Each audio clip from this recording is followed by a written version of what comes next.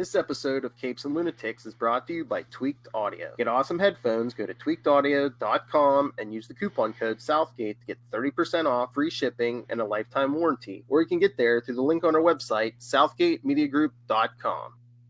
Ooh.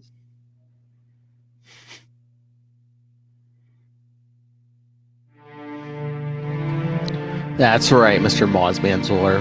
Ooh, indeed. Welcome back, everyone, to Before the Bat, the now Pennyworth podcast. I am Phil. Joining me, as always, tonight is, well, nobody. So, yes, that's right. Tyler couldn't be here. He's feeling under the weather. So, instead of me rambling in your ear for 40 or 50-some minutes, and, you know, I'm sure everyone's not too thrilled with that, I will talk to you about this week's Pennyworth episode 9. We only have one more to go. Where are we going to go from here? But besides that, we're going to talk some Batman news, news stories, comics of the last week, and some Batman news pertaining to this podcast. So, like I said, we got a full plate tonight, so I won't ramble in your ear for 40 or 50 some minutes. Want to do a live watch, which I won't do. All right, first, shall we get to the Pennyworth episode that I'm sure everyone has been looking forward to? So, this episode this week was episode 9. Like I said, we only got one more this season, titled Alma Cogan. And like I've been doing every week so far, been looking up these names. Alma Angela another one changed her name. Alma Angela Cohen, born May 19th, 1932, deceased October 26, 1966, known professionally as Alma Cogan, was an English singer of traditional pop music in the 1950s and early 1960s. Dubbed the girl with the giggle in her voice, she was the highest paid British female entertainer of her era. Born in Whitechapel, East London, England. Oh, yes, she only made it to the age of 34. So yeah, again, I'm assuming they're just using British famous British women as their titles, because even like with the music, I'm trying to remember what episode it was. I looked up the name and like they had used that woman's music in the series, but not that episode. So I'm assuming the titles don't have anything to do with the content. So yes, that's Alma Cogan. Like I said, not a lot there. All right, so I brought up a summary from comicsbeat.com, so I'll go through this and give you my thoughts on the episode. By Hussein Wasidi, so giving credit where credit is due. And he gives the summary. As Alfred's is being questioned by two agents and Inspector Aziz. Because remember, the last episode ended with Alfred captured at gunpoint at Esme's grave after he killed her killer and his nanny. They're asking him for the name of his accomplice that aided him in the killing of John Curzon. Yes, the killer of Esme. The accomplice is Beth Sykes, but since she saved his life, Alfred isn't at liberty to give her name away due to his sense of honor. That honorable chap. Aziz makes clear that the Prime Minister wants to make an example of Alfred and sentence him to prison without a trial. Good old USA. We're not England.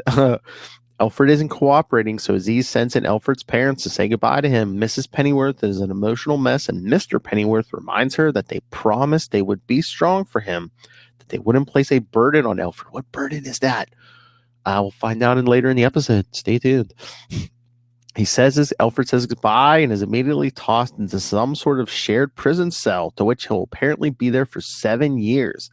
He looks around at his cellmates and asks them who their leader is. So, yeah, I mean, I didn't hear the 7 years at first. I mean, maybe I missed it, but just the way his parents were going, I mean, 7 years, hard time. That's that's a terrible burden, but I thought he was going to get like the death penalty his way his parents were going. But again, too, as we find out later in the episode, his father has cancer. So I'm sure his mother was like, oh, by the time he gets out, his father's going to be dead. So, yeah, so that's not good. But he's not going to be there for long, people. Don't worry. Be happy. Sorry. All right, so the Prime Minister, meanwhile, cue the Seinfeld transition music. The Prime Minister announces on the telly that the general election will be held soon as he has lost the majority in Parliament. The election will involve every party, including those previously considered illegal, which means that the Raven Society, Court Owls, and the No Name League will also be in the running. So, yeah, no, I'm not saying that the Raven Society is the Court of Owls, but I think this is this show's version of the Court of Owls, because I think pretty much at this point in time, the Court of Owls was basically only in America, and I think mainly headquartered in Gotham. There you go, Rob Southgate. You're welcome. And watching the tele at Martha Kane's apartment as Martha and Thomas Wayne, before they get in an argument about the practicality of these radical organizations. Thomas is much more cynical about it than Martha, who seems a bit naive about what the people of England are capable of. Yeah, let's walk down this alley. Nothing will happen. No, that'll be Thomas's idea. They agree to disagree, and Thomas is about to head off to work. Martha stops him, informing him that she's ready to get back to work now. Thomas kindly brushes her off, but after she insists, he tells her that she needs to consider not working for the League anymore. By the way, the two of them are seeming a lot more cozy. Yeah, sitting on the couch, and, she's got her legs up, and wonder if these two crazy kids will ever make it together. I don't know. They've been hanging out a lot recently, and while there isn't a sign of political romantic entanglement, at least the writers are planting the seeds for their eventual union. I mean, we know their end game, and it's only the first season, so I'm sure they're, drawing that out, even though we know what's going to eventually happen. But, keep the romantic tension going as much as they can, even though, again, we know where it's going. But meanwhile, Mr. and Mrs. Pennyworth are walking down the street when Mr. Pennyworth spots a poster of James Harwood being put up. He raises his fist in salute, but gets into a coughing fit, which we all know is a mark of death. Yes, Mr. Who wrote this article again? Wasidi. Yes, that's right. Mr. Wasidi. Yes, anyone who coughs on TV, yeah, they're dying. That was a good observation. Mrs. Pennyworth begs her husband to tell him, presumably Alfred, but he's insistent on keeping it a secret. Again, scene change. Harwood, along with Bet and Peggy Sykes, returns to his home. This was his base of operations, and we visited it back in the pilot episode. Harwood's wife, Clarissa, is there to greet them, and she has an unease about her. She seems happy on a surface level, but looks to be hiding something. And again, couldn't her discomfort be like she disappeared for how long? Which, yeah, he was attacked. He had his nose cut off and everything, but then he shows up with these two women. Okay. She gives Harwood some awkward kisses, and she and her husband and the Sykes sisters enter the living room. While Harwood is talking, Clarissa gives the drink-carrying servant standing by some awkward looks, which he returns. Clearly, they have been together since Clarissa thought her husband was sleeping with the help. Naughty. Harwood plants some weird kisses on her neck while the Sykes have figured out this whole thing. And at Newgate Prison, that's funny, not Blackgate like in Gotham, Newgate Prison, Sid's daughter Sandra enters. Yes, because remember, her and Alfred took plunge.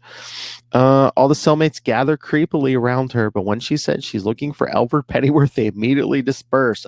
Someone's taking charge already. Love it. Now we know who taught Bruce Batman his commanding presence. An older gentleman by the door calls out for Alfred, and he sits her down.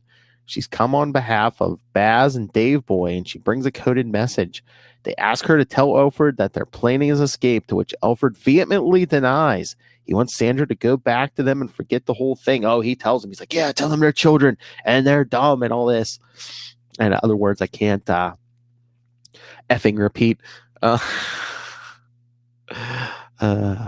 Yes, and again, the writer goes on to mention that Alfred and Sandra had a brief fling followed by the death of Esme. Just a one-night plunge. And Alfred has been cold to her ever since. He finally tells her that she deserves better, then she shouldn't have to meet men in prison. Some women like that. Don't judge. Don't judge her. That she can have anyone she wants. She agrees, and it seems like she's really pining for Alfred, but Alfred calls for the older gentleman by the door to escort Sandra out. If anyone bothers them, he tells the man to just use his name. I like how Alfred has apparently taken over this entire cell and is in charge. That's right. This guy writing the article is so dead on. It's so funny because it's almost like a gangster, like, for anyone who watches Daredevil, like, even in prison, Kingpin was like pretty much the man in charge for a while. And it's like, he's not even in like these, I guess they just like throw these people in the cells and like just don't even do much with them because Alfred, everyone's like, almost looks like they're dressed like raggedy. Like there's no like prison uniforms. Alfred's like in a suit, all dressed prim and proper in like a 3-piece suit. So it's very weird. And I swear when I was watching this, I think there were men and women in this. It's not even like a regular cell, which is like one big like concrete room. And like everyone's just, hanging out and sitting and laying around. And I don't know what everyone's doing to pass the time. But anyway, Sandra gets back to the pub and finds Baz and Dave Boy and relays Alfred's message. Sorry, everyone. Without a co-host, I have to every so often take a break to drink. All right. So meanwhile, Harwood and the Sykes are watching Undine Thwaite, the leader of the No Name League, give her a speech on television. Yeah, she's in a kitchen set with cake materials in front of her. This gives her a homely and warm look that the Sykes actually identify with, while Harwood dismisses her speech as trash. He has Clarissa's lover, the servant, turn the TV off. Yeah, this was another scene. I mean, Harwood had everyone eating out of the palm of his hand. What was it, last episode? Yeah, this time, Thwaite has the people because she seems like, hey, because he, even in like the little speech she gives on TV, she's like, I'm not accustomed to giving speeches, so you'll have to excuse me, if I speak plainly and bluntly, which is good because, yeah, again, it looks like she's filming right from her kitchen, but it's like a kitchen set like you'd see on a commercial or something. Yes, playing the very, I'm just an average housewife or whatever. So again, speaking to the people, she's taken Harwood's trick one step further because before he's just like, oh, feel sympathy for me because, the powers that be took me and, beat me, cut my nose off and tried to silence me. But I've come back to, help the people. But meanwhile, he was another rich, powerful guy. So Thwaite's taking it one better. And it's like, I'm just a typical average citizen like the rest of you. So, hey, why don't we follow me? We can have a government by the people, for the people. Doesn't that sound familiar to some of us? Harwood later welcomes Duke and Duchess of Windermere, who I believe we saw at the end of last episode, who he plans to place in power if the Queen does not support the Raven's rise to government. The Duke is a needy man. He's offended that he isn't being treated right and balks at the fact that he isn't allowed, quote unquote, to call for his tailor. Harwood insists that secrecy is paramount and no one can know that he's in the country, but he's having none of it. Again, yeah, rich people. I mean, these puppets. I don't know why Harwood isn't. I guess he thinks he can't put himself on the throne, maybe, or maybe he's afraid because he's already been a target. You know, they cut his nose off already. Maybe he's afraid they're going to come back and finish the job. You know, is it? I mean, I assume it's safer to be the puppet master behind the scenes, be the power behind the throne, because maybe people won't be trying to assassinate you if you're just the person behind the figurehead. All right. Well, so Harwood and Francis Gaunt are discussing Thwaite and the Duke later in the day. The aforementioned servant is there too. Man, that guy's in everything, including Harwood's wife. Harwood notes that the Sykes were a bit warmer to Thwaite than he realized, and that she's more dangerous to him that she lets on. Yeah, I mean, if she's warming up the Sykes sisters, who are supposedly his best friends, I mean, she's very, very dangerous, and Harwood's starting to see that. Gaunt questions Harwood as to why the Sykes are with him, and he explodes at her. It isn't her right to know. They saved his life, so his love for them is unquestionable. Harwood wants to set a meeting with Thwaite since he claims they have similar interests. Yes, I mean, is this supposed to be ambiguous? Why is Harwood so... I mean, I know he's very grateful for the Sykes sisters for saving his life, but again, it's like, it's not like a romantic thing, I don't think. Is it like a puppy who gets rescued from the pound? Is it just, does he see them as the only two people he can trust? Because he's like, I think even before they knew who he was, they saved him and they pulled him off the street. He was gonna basically die on the streets, homeless. So is he like, hey, before they even knew I was a powerful man, they saved my life and nursed me back to health. So maybe he sees these two as, people, the only two people in the world he can trust, maybe even more so than his wife, maybe? That's not going to go over well at home.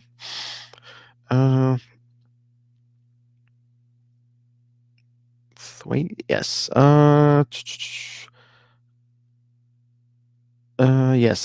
Did I say the Harwood wants to set a meeting with Thwaite since he claims they have similar interests? The servant hops on a bus and sits next to Inspector Aziz. It seems the two of them are in cahoots, and Aziz enters the Prime Minister's meeting and informs them on the potential pact between the Ravens and the Legion. He flips out, yelling that the government will be destroyed if they were to make a pact. I mean, with public executions in the street, maybe this government should be destroyed, Aziz then goes and enters Alfred's cell and quickly offers him a way out of prison. He wants Alfred to kill James Harwood. If he does so, then he will be cleared of all charges. Alfred agrees to do it, which is rather surprising. So again, Alfred's, released of his own recognizance, I guess. I'm like, wouldn't you to make sure he did the job, wouldn't you take Alfred and just ship him right from prison to the meeting where he's supposed to kill Harwood? I don't know. Maybe, I guess maybe Aziz wants Alfred to feel grateful towards him, so he'll do the job. But so Alfred goes home, and his mother answers a knock on their door. To her shock, Alfred enters and gives her a big old hug. Same for his dad, who comes down the stairs and laughs in joy. At Sid's pub, Baz and Dave Boy are planning to bust Alfred out of jail despite his orders.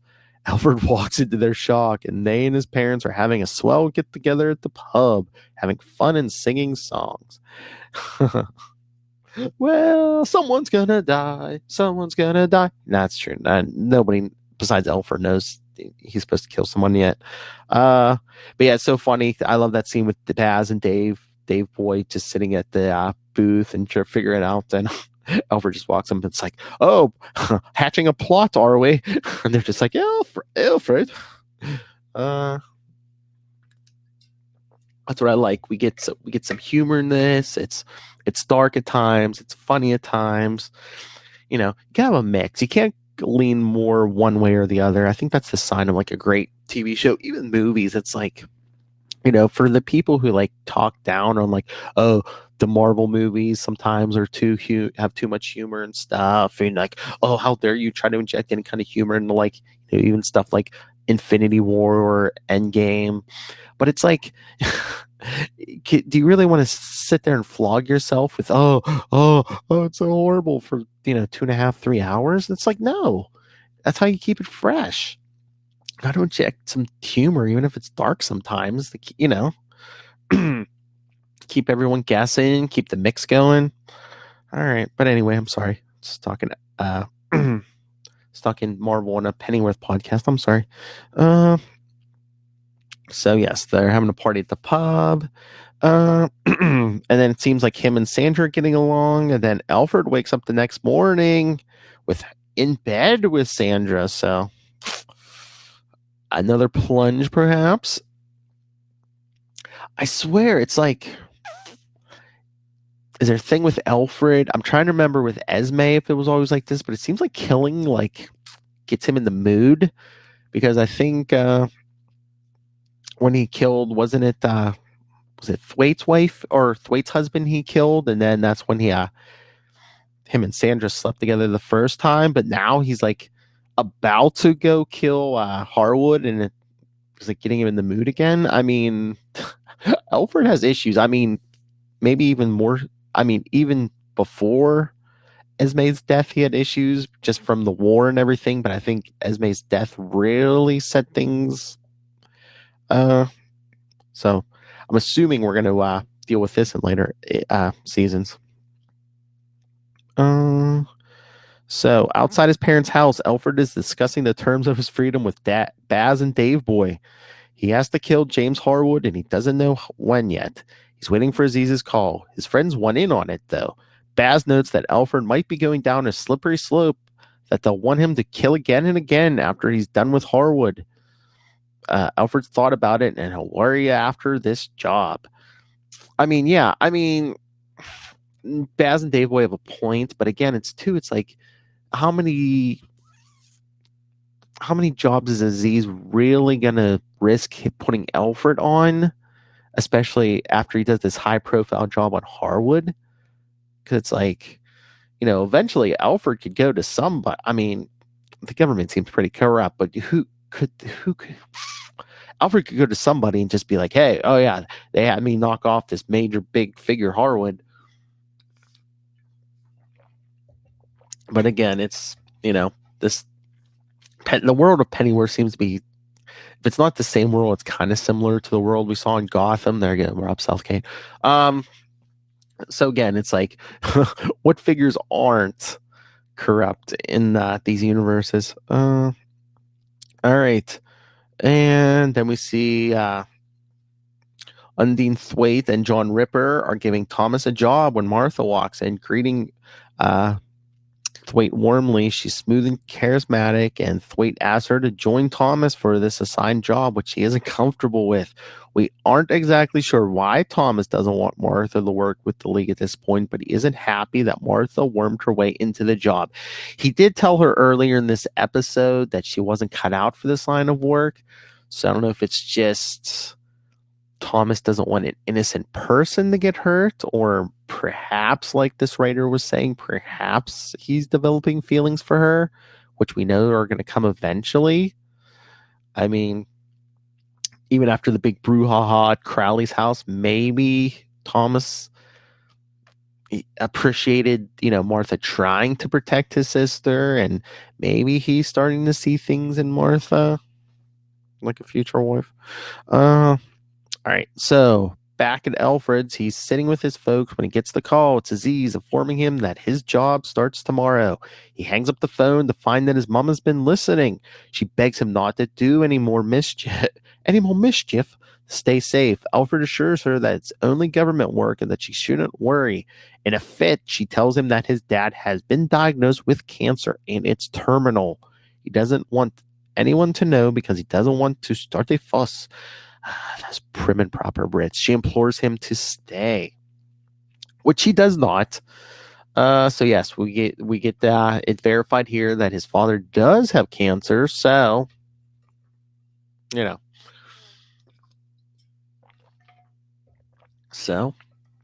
I wonder how this is going to play out. I wonder how long we're going to have his father left. And again, What's he going to do with his mother? Is he going to move back in with her?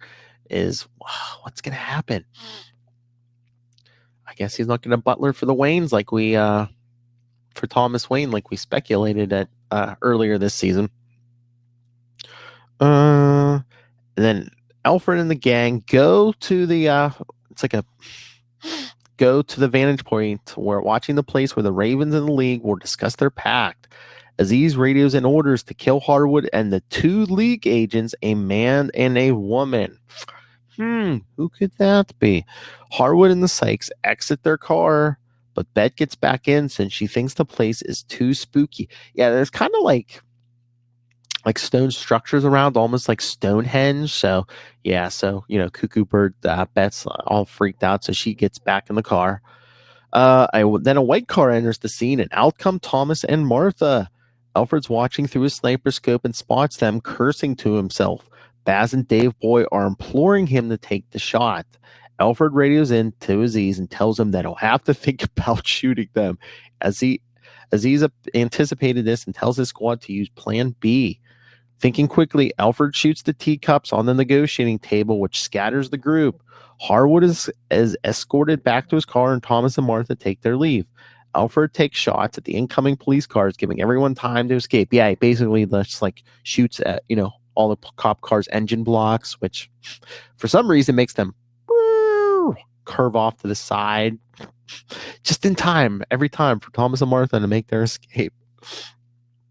All right, Harwood is relaying the story of what just happened to Gaunt, and it comes to 2 conclusions. They have a mole, and the government is willing to kill him. Gaunt also expresses that they should never have invited the Duke to stay with them, now that the police will descend on them at any moment, which he agrees with. And back at Alfred's house again, at his parents' house again, he looks packed and ready to go. He tells his mom that the government job he was tasked with has gone wrong. She's hugging him, sobbing. She asks him if he wants to say goodbye to his father, but he says he can't. All right, so before we get to the father walking in, I think it's funny that his mother says, "Oh no, did you kill someone?" He says, "Oh no, Mom, that's the problem. I didn't." And I think her eyes get big. She understands. She's like, yeah, like, oh, okay. I mean, I'm sure she's still fearful for his life, but I think it probably made her happy on some point that she's like, oh man, they tried to get him to kill someone, but oh, my son's a good boy and he couldn't kill someone, not knowing that, he was friendly with the people. Otherwise, he probably. What I don't get, I get Alfred not killing Thomas and Martha just because, he has been friendly with them, especially with Martha. Yeah, we know how friendly he got with Martha. But why didn't he kill Harwood? As far as I know, I don't think he's ever met Harwood. Does he care? Or did he think maybe Harwood was a good guy? Or maybe, I don't know. But, I mean, think about the friction that would have created if his father had found, because, his father seems to be on that side with Harwood and Gaunt. So think about the friction in his father's final days if Alfred had killed this guy who, his father seems to be behind the message and everything. Like I said, his mother's hugging him and sobbing, and the father comes in.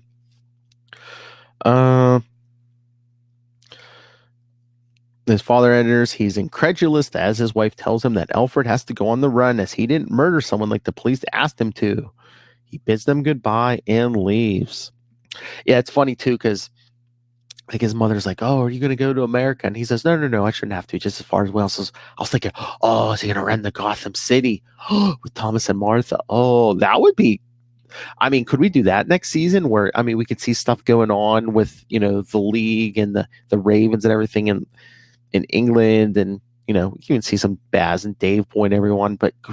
We see Alfred and Thomas and Martha at least for at least an episode or 2 in Gotham, because season 2, which we better be getting a season 2, could open up in Gotham.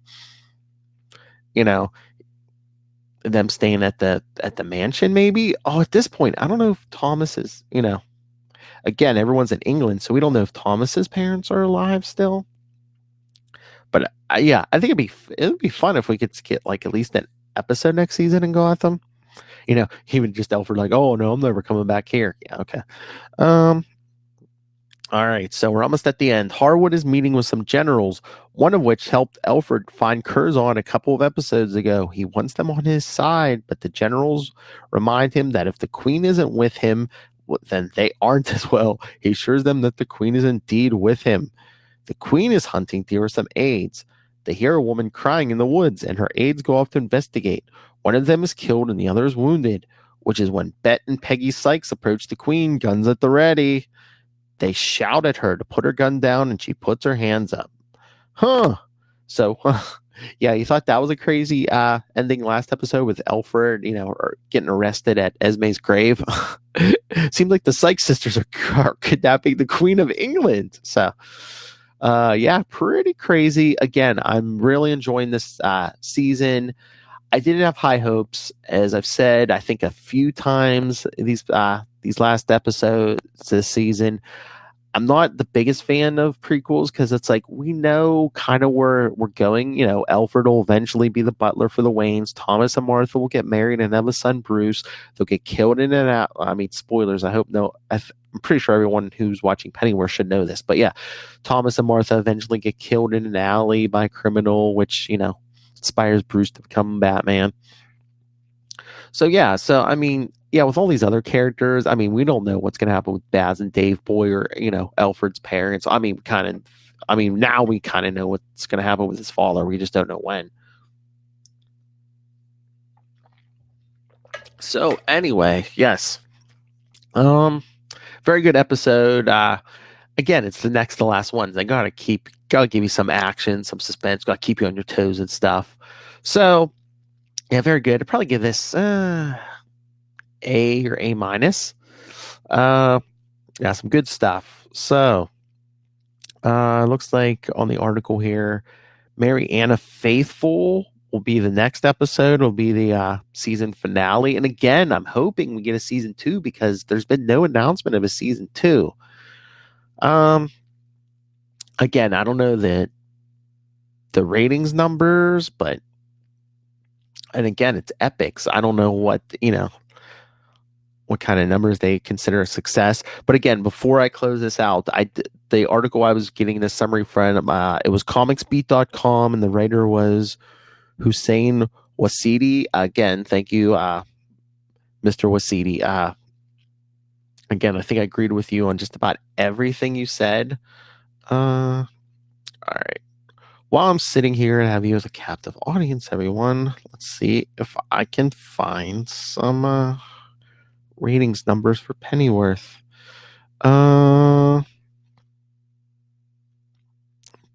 Let's see. Of every I'm not seeing ratings, but I'm seeing all these articles. Is it canceled? Is it Oh,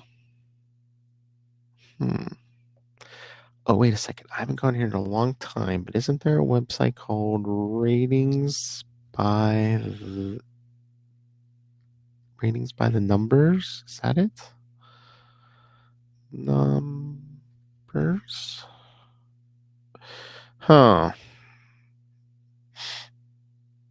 All right. Well, I don't have the ratings, but again, next episode will be the season finale. So hopefully, if not between now and then, hopefully not too long after that episode, hopefully we'll get well, either way, confirmation, whether we're going forward or not. Sorry, people, texting my wife on our way home from work. Okay. So again, join us next week. Like I was saying, hopefully Tyler will be back. We'll cover the finale and what we thought of season 1 overall, and hopefully have an announcement either way about whether it'll be a season 2 or not. That'll be interesting to see if they ended on a cliffhanger, because that doesn't necessarily mean another season. I mean, look what happened with season 2 of Krypton. All right. Said I had some news, some comics. All right. So in Batman news, I just saw this today, so I'm thinking these are new announcements. The Batman movie, the movie starring Robert Pattinson that's getting made. Well, probably everyone's heard this by now. I mean, I don't know if it's been confirmed or not, but according to Kevin Smith and his co-host Mark Bernardin on Batman or Fat Man Beyond, I think like a week or so ago, they were saying that supposedly the plot of the Batman was based on the Batman Long Halloween storyline. I believe it's from 1997. It's a year-long murder mystery, and it has a lot of Batman's rogues in it, like Catwoman, Joker, Penguin, Riddler. You even get a Solomon Grundy, Scarecrow, Poison Ivy. It's basically they work in the origin of Two-Face too, because it's like a Batman Year One story. So again, you get most of the rogues. It's a year-long murder mystery. There's a mysterious killer called Hush who's knocking off all these mobsters. So yeah, I would love to see this because that's what I think we lack in a lot of Batman movies is Batman actually being a detective. I mean, I love action Batman, but I like detective Batman mixed into it too, which I think all true Batman fans do. All right, give you some background on the Batman movie. Some of the announcements today. There was 2 announcements, casting announcements. The Batman, they're in talks with Jeffrey Wright to play Commissioner Gordon. He looks very, very familiar to me, but I'm drawing a blank here. What Jeffrey Wright was in? I know the minute I pull this up, I'm going to be like, of course, that's what Jeffrey Wright was in.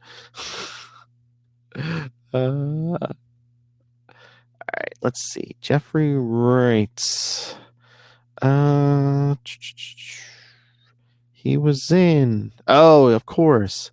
He was in the Hunger Games. I reckon. Oh, Boardwalk Empire. Yes, I remember him from Boardwalk Empire. He was Doctor Narcisse. He was in the James Bond films Casino Royale and Quantum of Solace, the ones with the newer ones with Daniel Craig. He's been in HBO miniseries Angels in America, which I did not watch. Like I said, he was in Boardwalk Empire, The Hunger Games, Casino Royale, Quantum of Solace.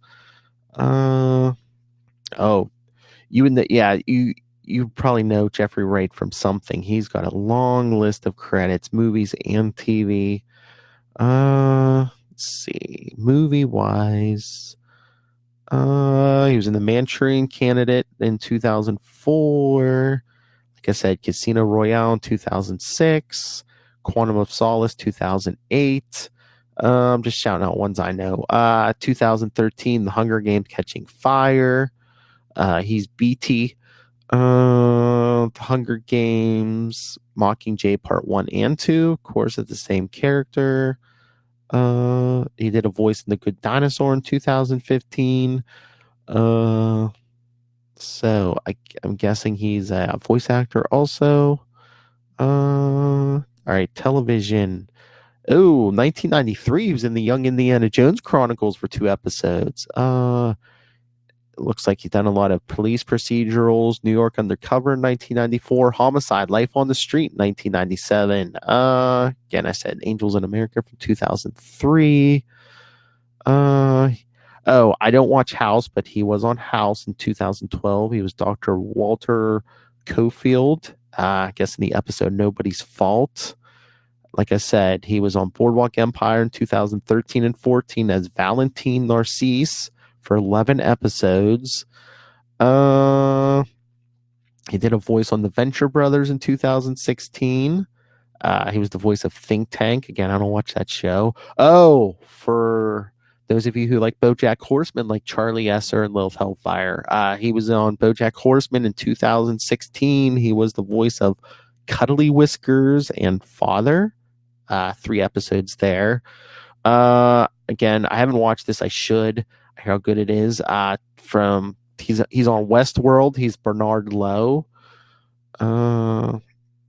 2017. She's Got to Have It. Oh, he was on Sesame Street this year as himself.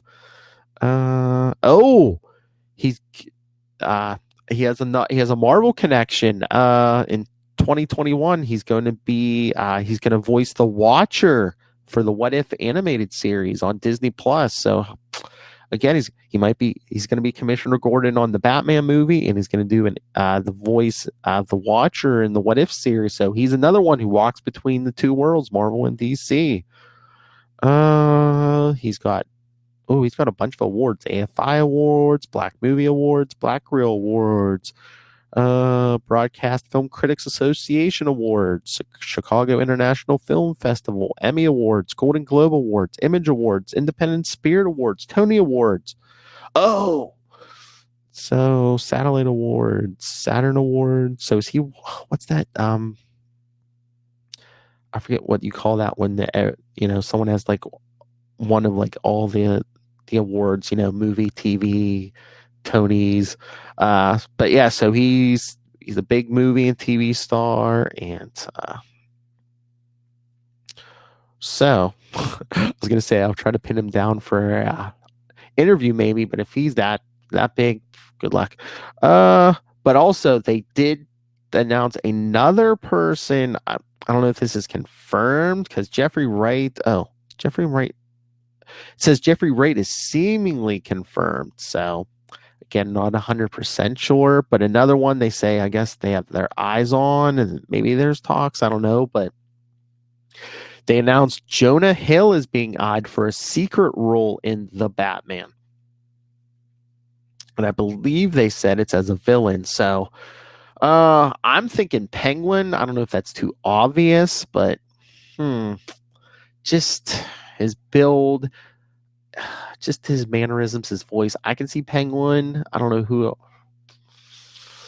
unless he slims down a little bit, which he has done for movies, I think. Could he be a Riddler? I don't know. Oh, could he be? If they are doing the Long Halloween, there's like the Falcone family, who are like this family of gangsters, and there's who is it, Alberto Falcone, who's like the Fredo of the family. Could Jonah Hill be playing Alberto Falcone? Okay, those are my choices. Either Penguin or he's Alberto Falcone, because he could be Harvey Dent, but I don't see that. So okay, so there's my choices. He's either Penguin or he's Alberto Falcone. All right. So those are the casting announcements. And like I said, I'll mention last week's comics. We got Batman 79, the current part of City of Bane, which Batman was basically beat by his father from an alternate reality, who's like the Batman there. Anyone who read Flashpoint knows what I'm talking about, the Batman of Flashpoint. But so anyway, he's basically dumped in the desert, but Catwoman found him and nursed him back to health. These two have been separated ever since they didn't get married on their wedding day, but she came back to him. So it's them basically coming back together, fighting some villains. This is all outside of Gotham, but I don't know if this is artist's choice or writer's choice, but I'm guessing to keep a low profile is Bruce Wayne. Batman's like disguised. He always is, he'll disguise himself as Matches Malone, who does have a mustache, but this is like a bigger, bushier mustache. Just the way he's dressed and stuff, he looks like Magnum PI. He looks like Tom Selleck at Magnum PI. So I don't know if Tom King, the writer, or the artist. Where's the credits? I know his name. I just forget it. Yes. Clay Mann did the pencils on this. Also, I don't know if Tom King or Clay Mann are like big Tom Selleck fans, but I love the art in this. Good job, Clay Mann. Look at that Batman and Catwoman full page spread. Good job. So Tom King's on here for another like 5 or 6 issues, I think, and then it was just announced this weekend that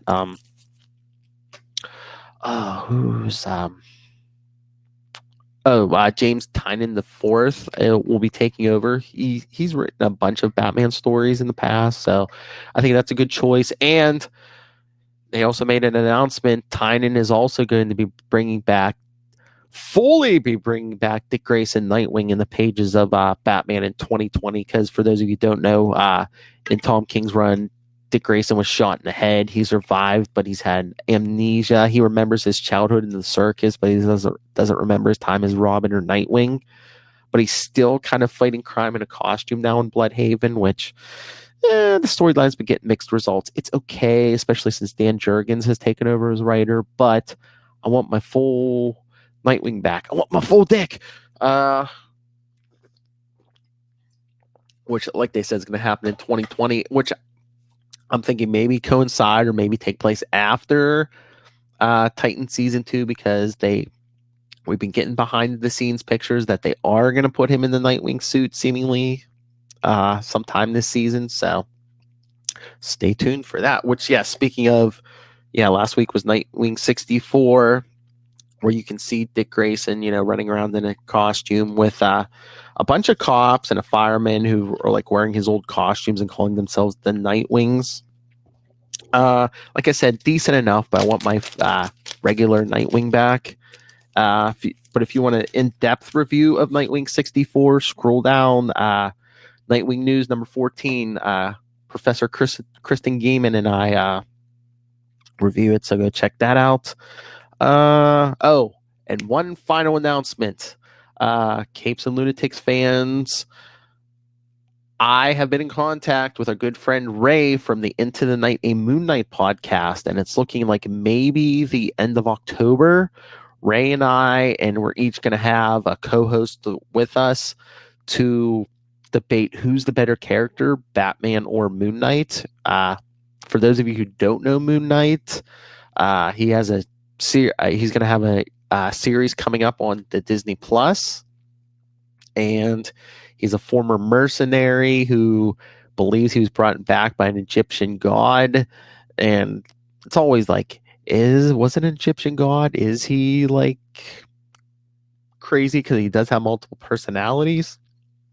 Which there was a Moon Knight annual out like 2 weeks ago, which is weird because he doesn't have an ongoing series, but they didn't address the multiple personalities, so I don't know if they're going to sweep that under the rug or do something different with that on the Disney Plus series, but who knows? Anything's possible. So yes, so keep your eye out. We'll share it all over the place. We'll share it on Capes and Lunatics. We'll share it on Into the Night, I believe. So yes, so it's going to be on both podcasts. So, and I'll keep pimping this on all of our episodes leading up to it. And once we have a confirmed time and date, I will let you know. So you can even watch live on Get Vocal if you want. All right. So I think that's all the Batman I have tonight. Hope everyone liked this better, doing it this way instead of me just mumbling over the episode. Hey, Alfred walked into the room. Hey, isn't that cool? So yes, I hope everyone enjoys that a lot better. But again, one more episode next week, and then hey, we got Arrowverse coming back. We got a whole bunch of stuff. So stay tuned for all that. Nightwing news, like I said, where we covered Nightwing 64. We're going to be covering a bunch of old Dick Grayson appearances, revving up for his 80th anniversary next year in 2020. So keep an eye on that, because we're going to be doing, we've been doing one episode a month. We're probably going to be doing more, so stay tuned for that. All right, so join us. Send your thoughts on the next week for the season finale of Pennyworth. Email us, capesandlunatics@gmail.com. Follow us on Facebook, facebook.com/Before the Bat podcast. Is it Before the Bat Pod or Before the Bat? Sorry, I don't have it in front of me, but no, just search Before the Bat. You'll find it on Facebook, at Before the Bat Pod on Twitter. Follow Capes and Lunatics on Instagram. That's where we put all our stuff, Before the Bat related. call our voicemail. All you have to do is pick up your cell phone, call 614-382-2737. That's 614-38-CAPES. Nice and easy. Just leave your voicemail. I can play it right here next week. And check out our work in progress website, capesandlunatics.org. And like I said, you can watch our Pennyworth reviews. You can watch every episode we do live on the Capes and Lunatics Facebook page, on our Twitter account at Capes Lunatics, or on our Capes and Lunatics YouTube channel, which you should subscribe to. Subscribe to it. It'll let you know beforehand when we're going to go live, so you never miss an episode. So go subscribe to the Capes and Lunatics YouTube channel, so that's 3 places, or you can watch us do this live. We're doing it live on the website. We do it every time now on getvocal.com/channel/capes. All right. Thank you for keeping me company. Tyler, get better. Go eat some chicken soup and drink some hot tea. Hopefully he'll be back with us next week, everyone, for the finale of Pennyworth. Hopefully the season finale, not the series finale. Hopefully next week we'll have our season 1 finale review, which we'll definitely have that. But hopefully we have news about a season 2. All right, everyone. Again, thank you for joining me. Thank you for joining me as they tried to throw me in a prison cell for not 7 years. 70 minutes? That hasn't even been 70 minutes. Hey, look, we're almost at an hour. I can feel you people supporting me. You love me, you really love me. And remember, hey, go check out Into the Night and Moon Knight Podcast. It's a podcast. They have social media. Go to the social media and tell them, hey, before the Bats is going to show you why Batman is better. But until next time, same bat channel, Pennyworth Podcast. Good night.